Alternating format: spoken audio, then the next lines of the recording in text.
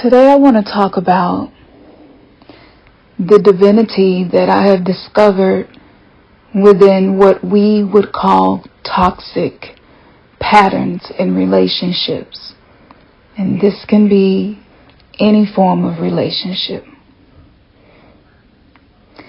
I used to be purely a metaphysical, occult channeler and teacher.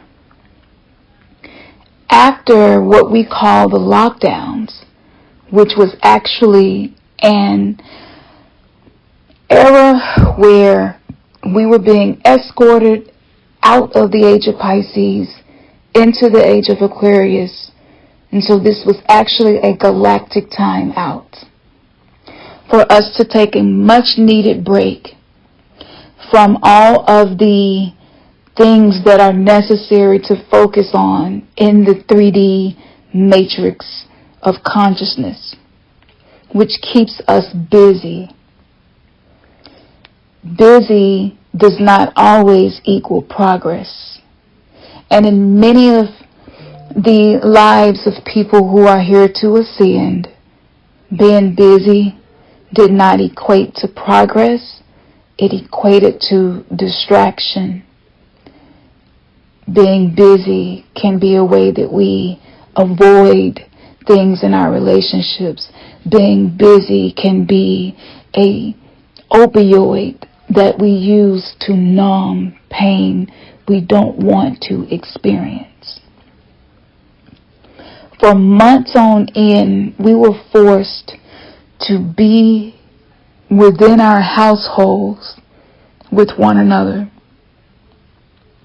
And for a lot of couples, this time was a period of them getting to know not just each other's avatar. You know, that shiny, false self that we present to the world, that we present when we first meet and go on dates and get in relationships. You know, that false self that takes a little while to wear off? Yeah. Well, we spent time getting to know each other's deeper selves. The wounded self, the shadow self. And for months, I questioned my guides as to whether or not this is an opportunity for me to shift my focus to the spiritual significance of relationships. And needless to say, this is exactly the focus for those of us who know that we can create a reality that is not based around our wounds and the emptiness and the unprocessed trauma, but a reality that's based around our sovereign selves, our I divinity, who you are beneath all of the things that you think are wrong or bad about you. As we have entered into a period with Aries representing the self, being North Node, and Libra representing the collective codependent programming we receive, which is the South Node, there is a continuation of the dismantling of old relationship templates. This time period is uncomfortable, but it is a necessary step for humanity to access higher dimensional relationships. Many people may break up, divorce, separate, and some, much like what my partner and I have chosen to do, will reset our relationship templates. During a relationship reset, the focus shifts to mental health, well-being, which includes physical health, spiritual routines to help keep us grounded and focused on what actually matters, and more attention to the way we respond to one another. Those are the basics of a relationship reset. The reason we chose to reset our relationship each year is due to the fact that we are not the same people we were when we first got together. On a collective level, no one really taught us how to be in relationships as we are changing. Sometimes for the better and sometimes for the worse. Sometimes we are ascending and sometimes we are ascending. Sometimes we get stuck and stagnant. Learning how to respond to one another during these times was something we found to actually be a spiritual practice within itself. What we discovered as the beginning of our relationship started, we began to feel this resonance with twin flames. Twin flames has become something that has been used to take money from people. It has been used to make it okay when we are cheating on one another, or it has become a sense of entitlement. If there is someone we feel is our twin flame who's in a relationship with someone else, questions have floated around the internet, like, how can I get my twin flame to be with me and not with the person he's with now? This was a really common theme the last few years.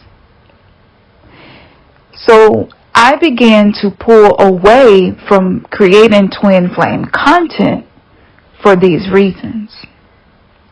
During the time of removing these titles, learning to observe the way we are growing within our relationship, who we're becoming individually, and what that creates when we come together, became a form of shadow work. This is something that I call co-shadow work. When both partners in a relationship have a soul contract agreement to help each other grow, that includes being each other's shadow self mirror. I reflect back to him the repressed parts of himself that he has not accepted. And he reflects back to me those same shadow self patterns within my psyche. The human brain is phenomenal in many ways. The process of compartmentalization helped us to get through some of the traumatic experiences we had throughout our life. I believe every person on this earth has aspects of them that they are not aware of. And this is the purpose of going through a spiritual awakening. You're awakening to the repressed, exiled parts of yourself. Which brings me back to the topic. Some relationships may have toxic traits because it is a soul contract in place that agrees we will trigger the shit out of each other until we learn who we are independent of one another and integrate our shadow self to help us reparent our wounded inner child so we can quit screwing up the next generation. This is something that I rarely hear spoken about in much of the content that I consume between books, podcasts, and other content creators, psychologists, metaphysical teachers. I study the occult and metaphysics. And what I have discovered is the blanket black and white perception of toxic dynamics within a relationship being nothing but something to get away from is actually something that will cause us to devolve. I am not saying that it is okay for us to abuse one another, because it is not. And as you can see, we are living in a time where the effect of the cause is more quickly and more obvious to be witnessed. There is no more getting away with anything. Every single word that we speak, thought that we think, way that we respond to others creates a ripple in the sea of consciousness, and it will always trigger a domino effect, ripple back to us to re-experience. So this is not a reason for us to accept abuse. It is not okay. However, if within your relationships it seems that you are easily triggered, more hypersensitive than you thought you were previously, or if it seems that there is an energy between you and the other that doesn't really allow you to be on the same page, if there isn't physical violence occurring or emotional abuse to the point of you having a nervous breakdown and your partner or whoever the other person is doesn't care, those are very different situations. But if this is just a matter of irritation, triggers, disagreements, and seemingly having a difficult time being on the same page, maybe you are noticing less intimacy. This could be emotional intimacy, intellectual intimacy, physical intimacy. If you are noticing a shift in the way you relate to one another, the way you come together, it is very likely that this person is someone you had an experience with in a past life, and you all agreed to come back together in your soul contract to complete whatever was not completed, to learn the lessons that needed to be learned, and to discover the parts of you that you have not yet discovered and accepted. This means that some toxic dynamics are actually catalysts for us to become better versions of ourselves, which means toxicity can sometimes be divinity at play.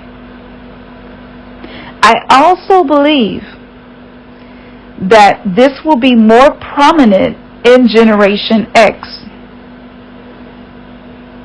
because we have a collective agreement to be the generation that revolutionizes relationships.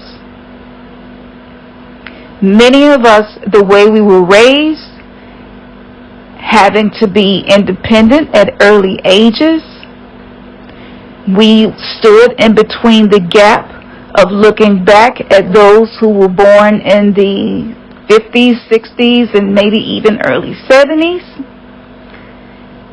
And we were the generation that was right in the middle of becoming adults as technology became a huge part of our day-to-day lives.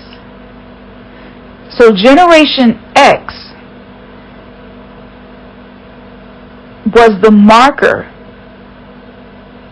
and I believe we were the first generation who collectively agreed to get to know these parts of ourselves within our relationships. Now, I'm going to go over a few more things that have confirmed this for me based on many different human design readings and Akashic records that I have opened for others and for myself. Many of us became insecurely attached due to certain traumas that we experienced.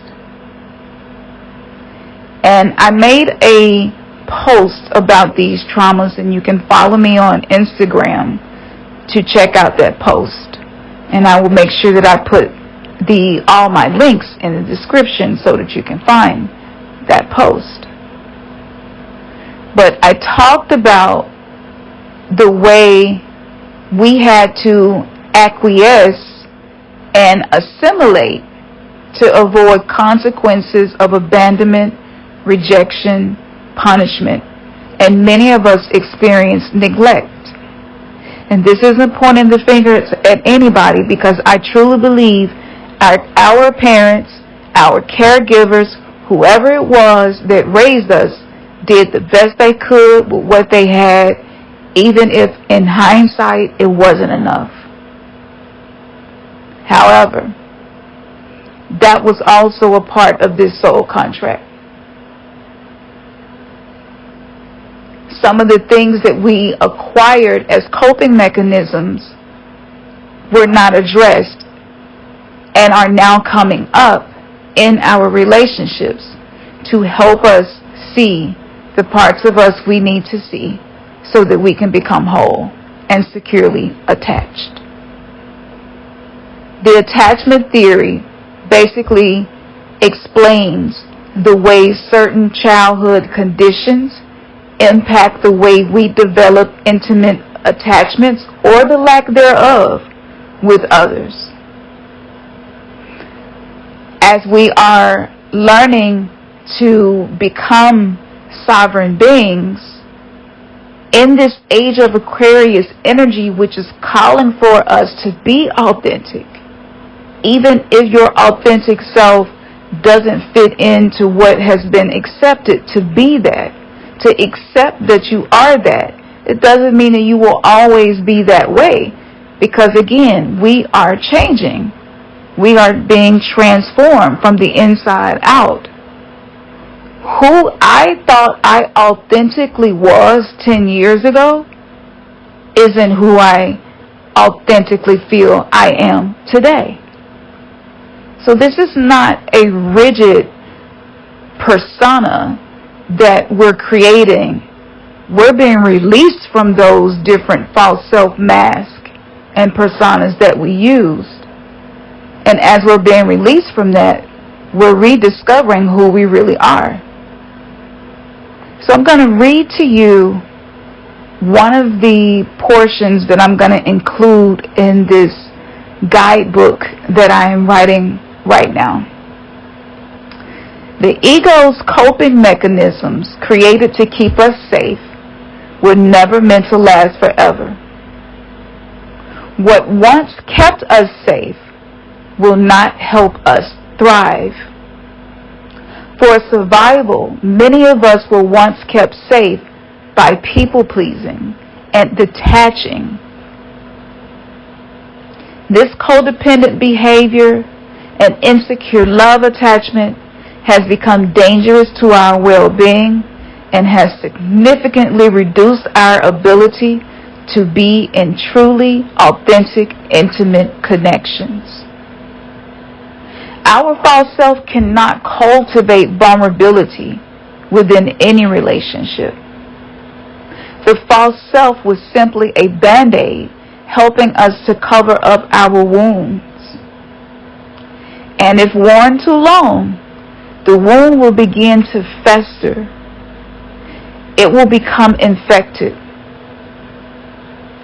And this infection will seep out into every area of your life, and you will think that everything else in your life is what's wounding you, when actuality, you were already wounded but did not know.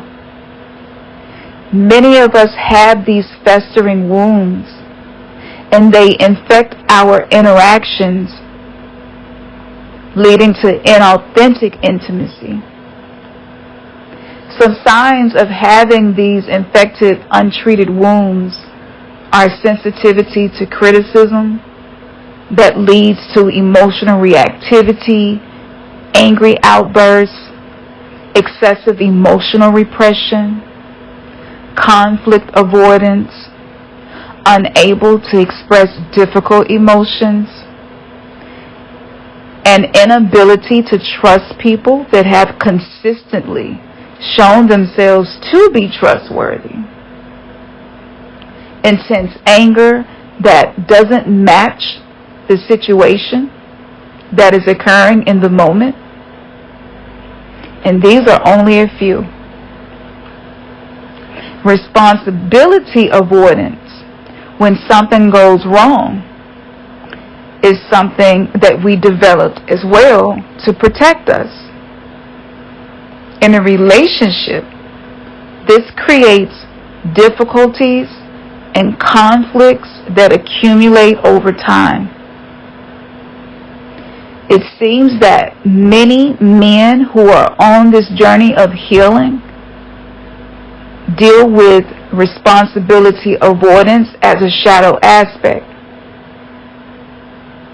Oftentimes, this is rooted in a child or young boy who was told to suck his emotions up, to push them down, to repress them.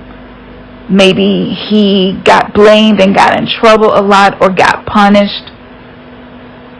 And the way to avoid feeling bad about themselves or getting in trouble is to just avoid responsibility. Unfortunately, a lot of these wounded young boys became men, husbands, and fathers who now struggle with having more responsibility for the fear of not rising to the occasion, being seen as weak, unhelpful, and this might be overwhelming to someone who already feels as if they're not good enough for anything in their life. The only thing that I have discovered that help us with these wounds, that not only do we hide from each other, but we hide them from ourselves. This creates internal conflict and chaos. And the main component to heal this is self-forgiveness and self-compassion.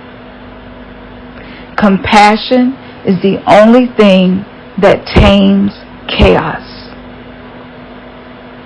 Without compassion towards yourself, it becomes difficult to have true compassion towards others.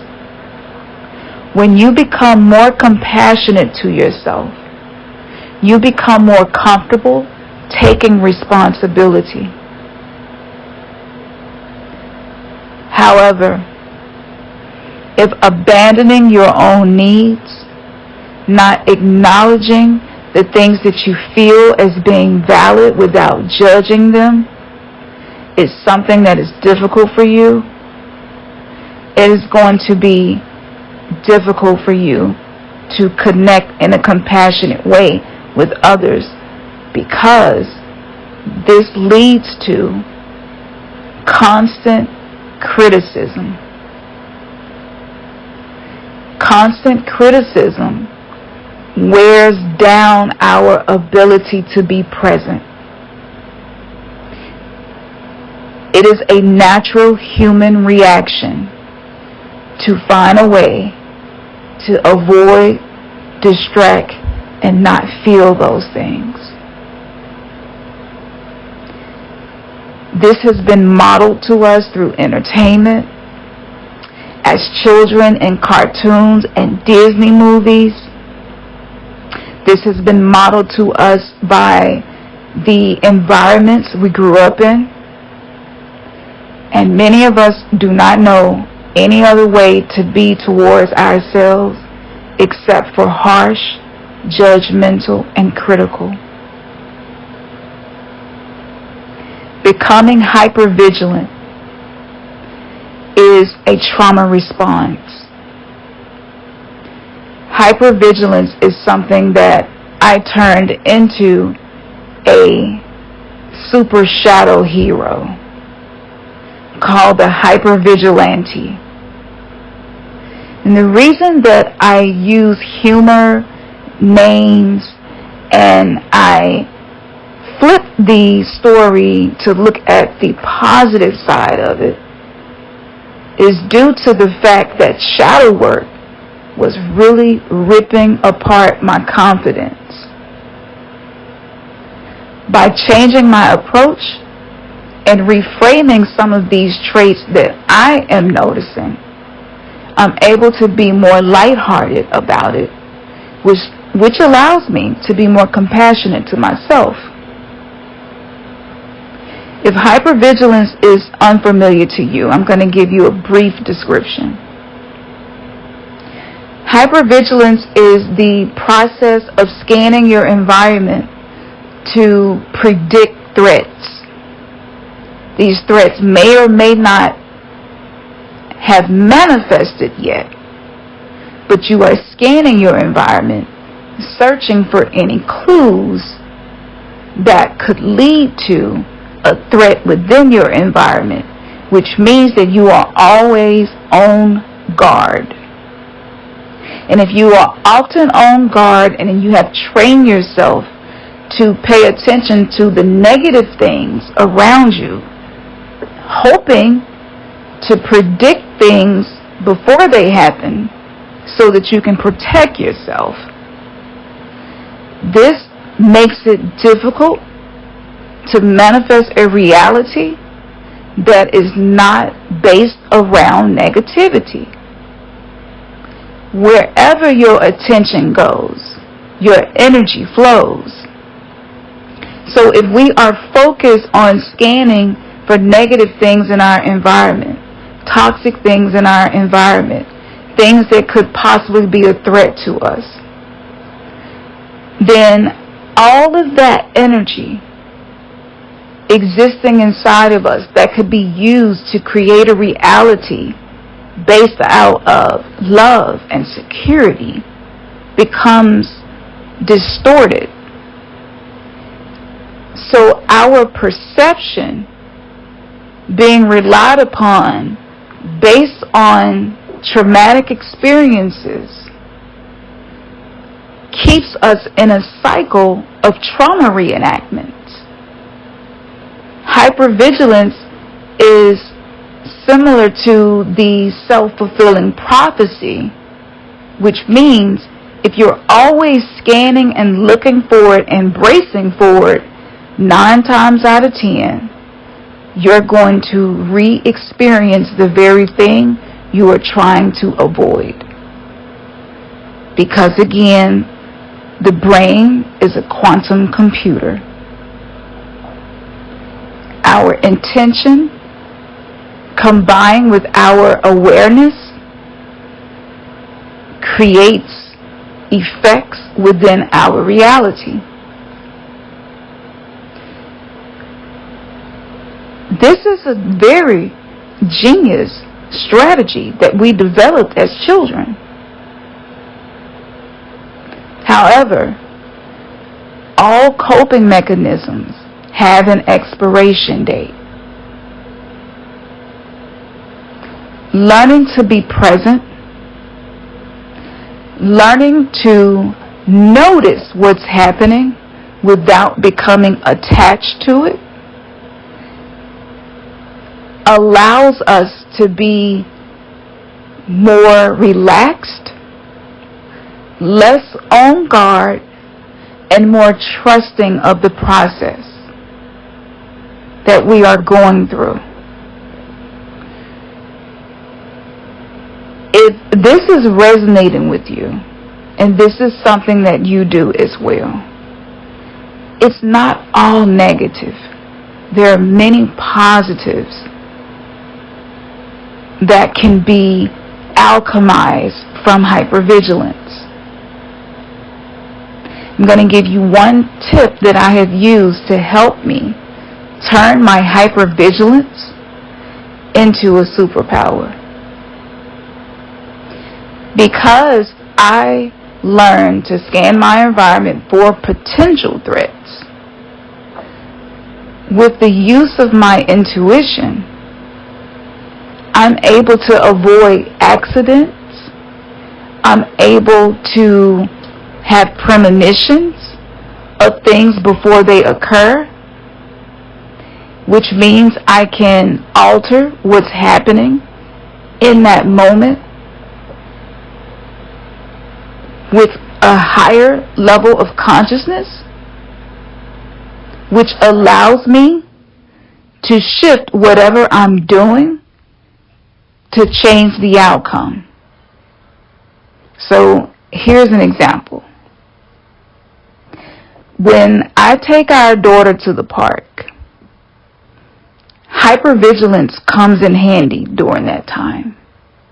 And I'm scanning the environment and I'm watching for potential threats, accidents, things of that nature.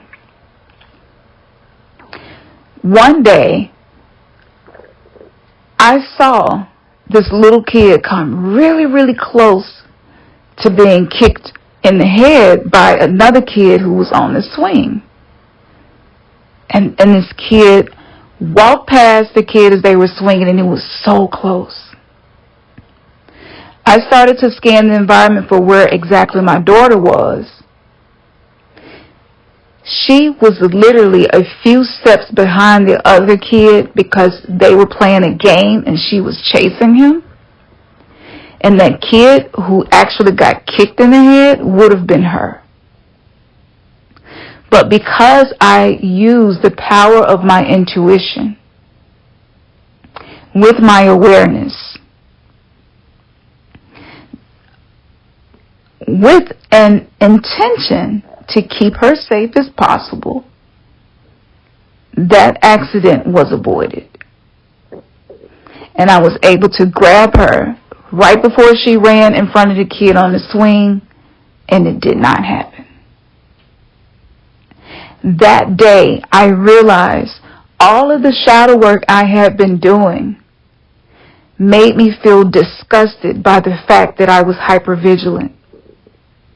And that was chipping away at my confidence. That was chipping away at the compassion that I have for myself. That day, I learned something very significant, which is within every toxic pattern, there is a divine purpose. By doing the shadow work, becoming less judgmental of the shadows that come up in myself, I'm able to turn those shadows into my superpowers. So that's just one example of the way we can work with this energy. These are techniques that I'm going to be teaching and talking about more and more, but they have been very transformational in my life and in the lives of my clients.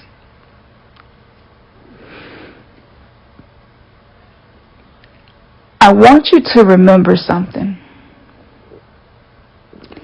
In the beginning stages of the collective noticing the shadows that were left over by previous generations, there is a difficult period of becoming aware of things that are considered toxic, which means there will be more opportunity for us to scan one another, constantly looking for something that's toxic. The power is found when you go into the root of why I'm doing this. And most of us are doing this because it is a practiced coping mechanism that has become something we use on autopilot, so we are not conscious, we are not aware in the moment, and the intention is not something that we're choosing based on the current moment. The intention is still something that is echoing childhood conditioning. Now more than ever, we will see and hear conversations about how toxic people are that are in our lives.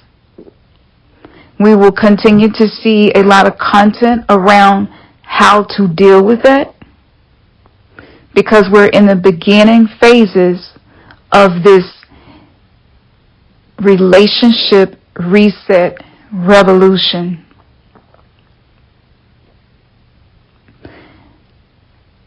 Simultaneously as this is occurring, there are different versions of reality on earth being presented to us.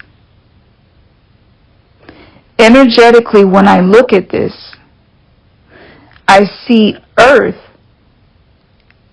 as a phantom that holds all of these collective shadows and the karma attached to them. It's kind of like a hologram. And we are phasing in and out of the collective shadow from earth, individually and collectively. So it is to be expected that our natural process is to scan our environment to see who has toxic traits before we pay attention to ourselves, because that's what we were trained to do.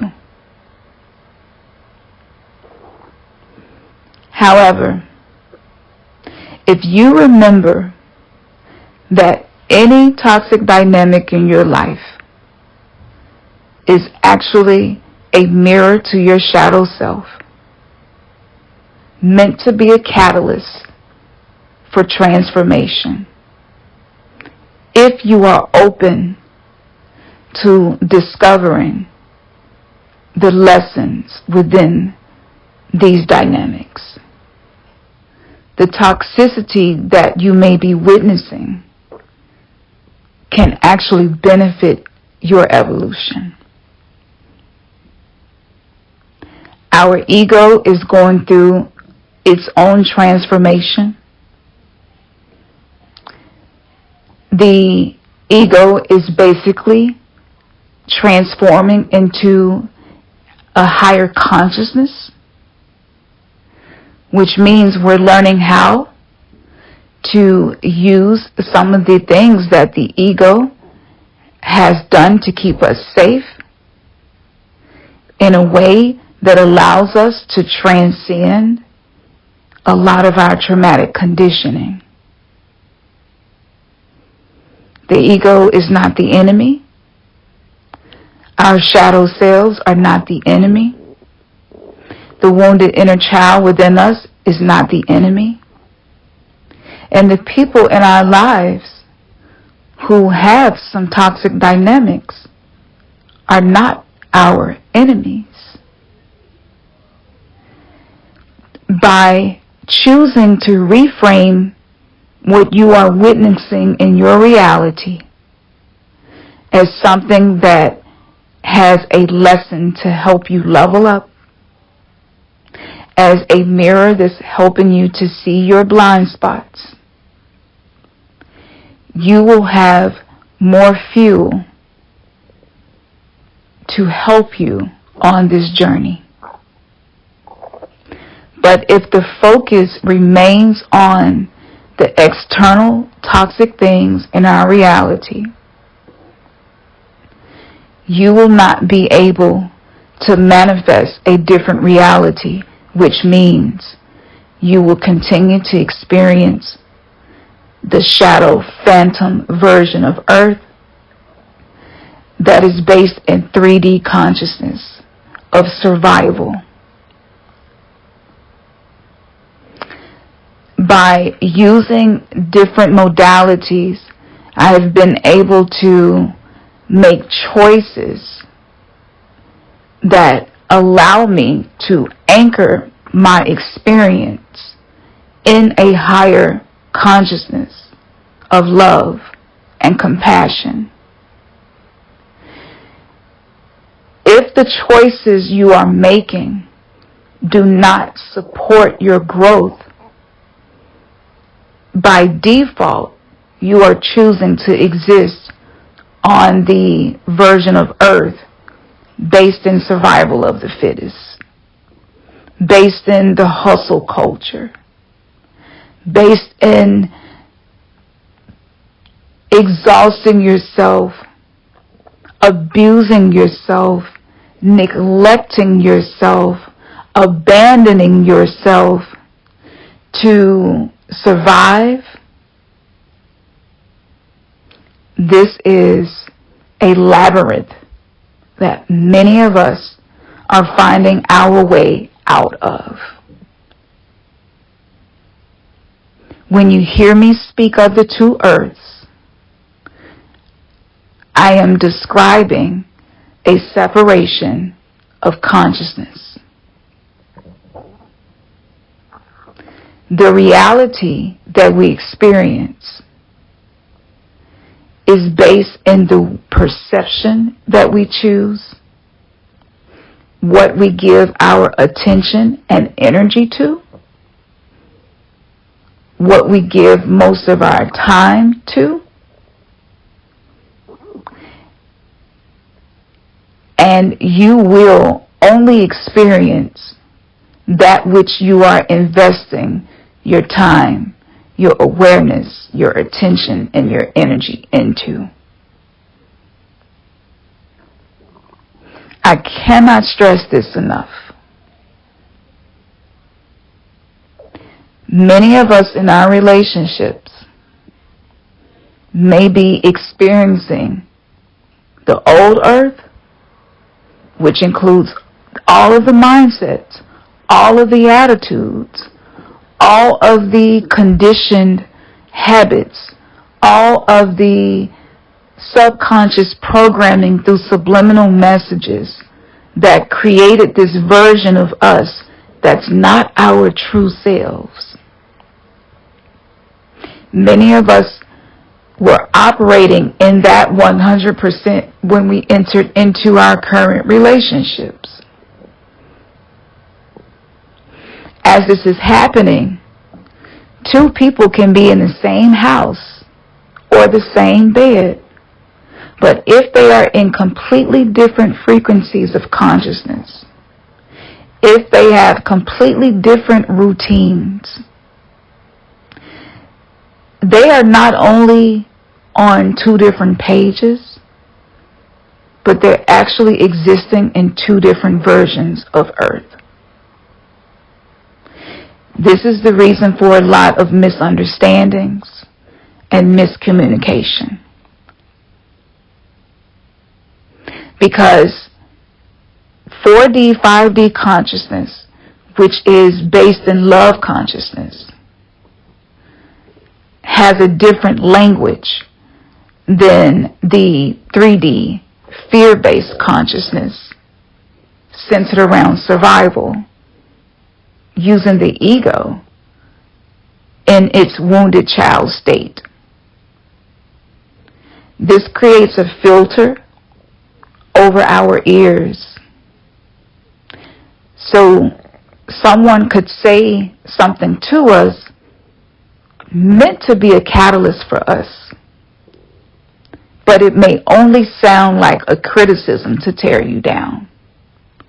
If you are perceiving what's being said to you through the lens of the 3D traumatic programmings based in fear and the avoidance of any potential threats.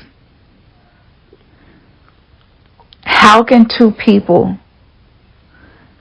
operate within healthy dynamics if they're speaking two separate languages? This also affects our perception. I'm going to give you an example. Maybe you were once lied to, betrayed. Maybe your partner even cheated on you before. That may have triggered fear of abandonment in you.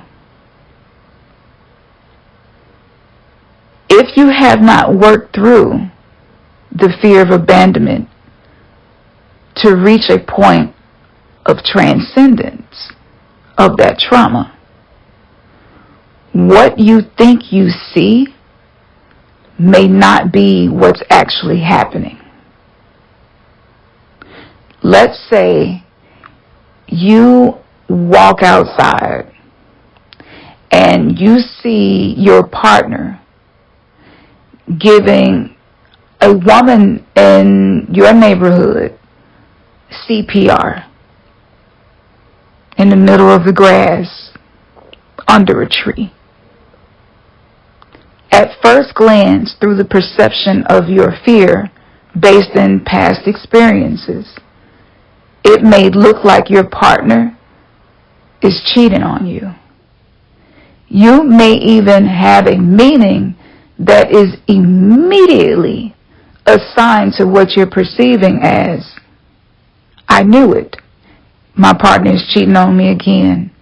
Even worse, right in front of me, right in the neighborhood, right in the yard. How disrespectful. This is what happens when we experience the bifurcation of two earths. Our perception will either be based in fear or based in love. So this is the reason that a lot of relationships are hanging on by a thread, and a lot of relationships seem to have just been completely destroyed. So that's an example of two people existing in two different realities, yet they are in the same physical location.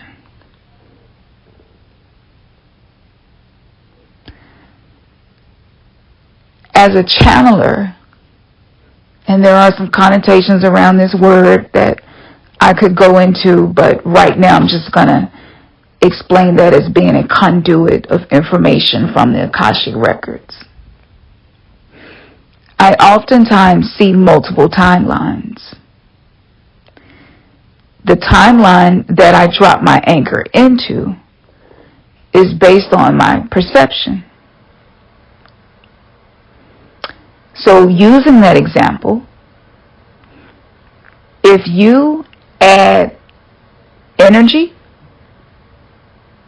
to this assigned meaning to what you're observing, you will manifest something in your reality that's in alignment with fear.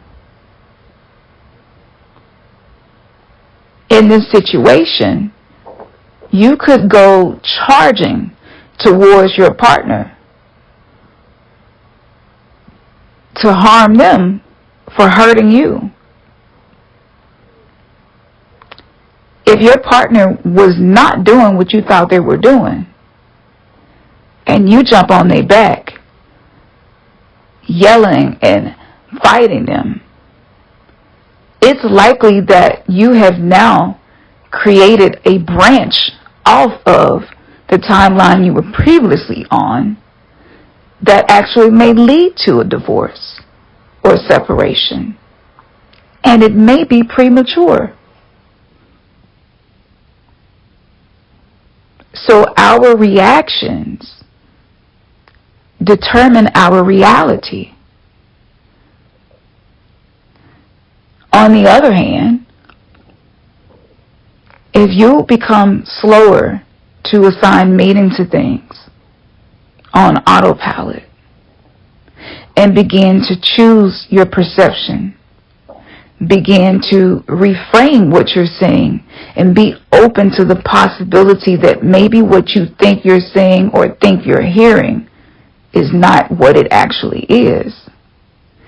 Simply by becoming curious instead of being judgmental, you create a timeline of more curiosity, more willingness to see things different. And this communicates to the universe, I am ready to step out of this abandonment wound. And my actions is the investment for me to receive a deposit that's in alignment with the way I'm choosing to respond. Now you have created a timeline that reflects love. This is quantum jumping made simple.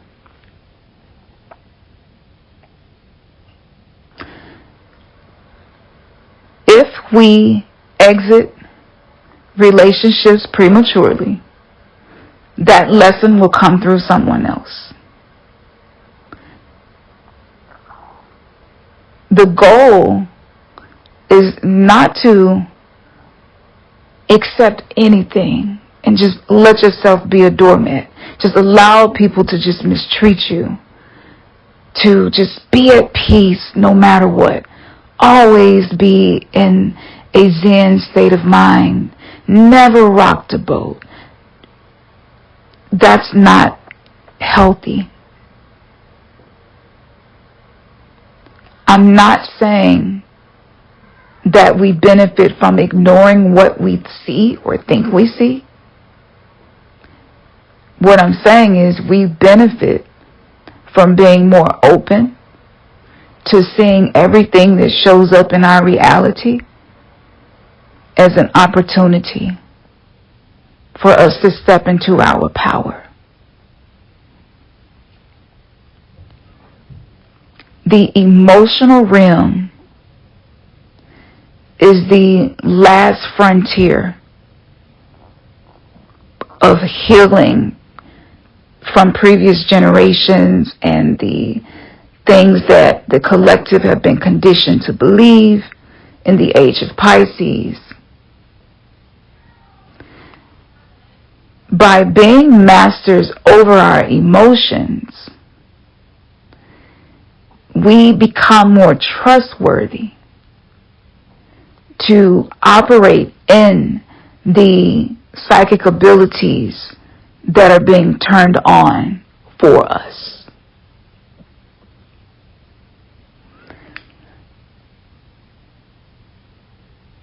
Before we can fully anchor ourselves in higher consciousness,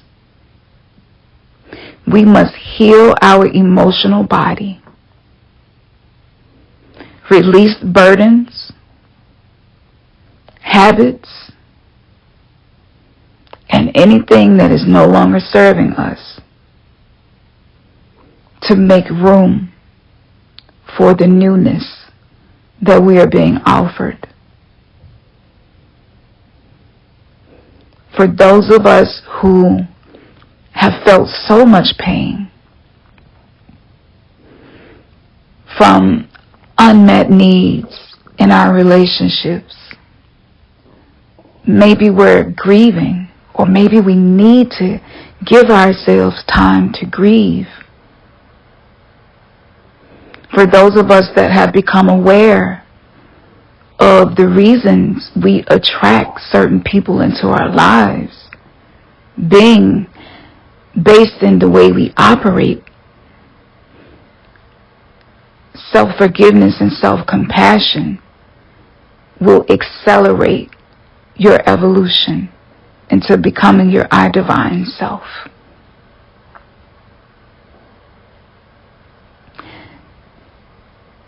Yes, this is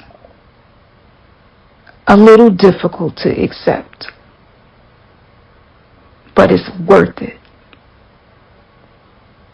The next time you are triggered, take a pause and ask yourself, what is it that I need in this moment that will reflect the love that I desire to have for myself? And by offering that question up, you are neutralizing and disarming what could possibly be a trauma reenactment. And you're turning it into an opportunity to step into a higher consciousness. Instead of us viewing one another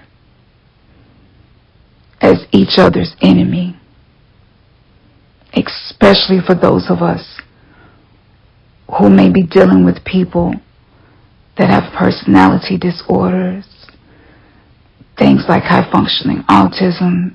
Maybe people are struggling with depression.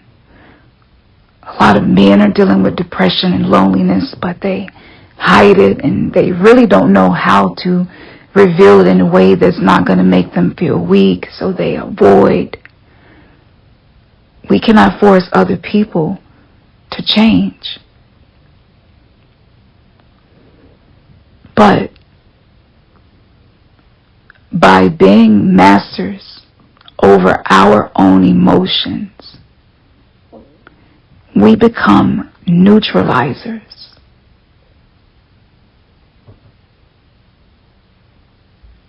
To negativity. And that is the way we are revolutionizing relationships. Namaste, Numiste, one love, Ashe.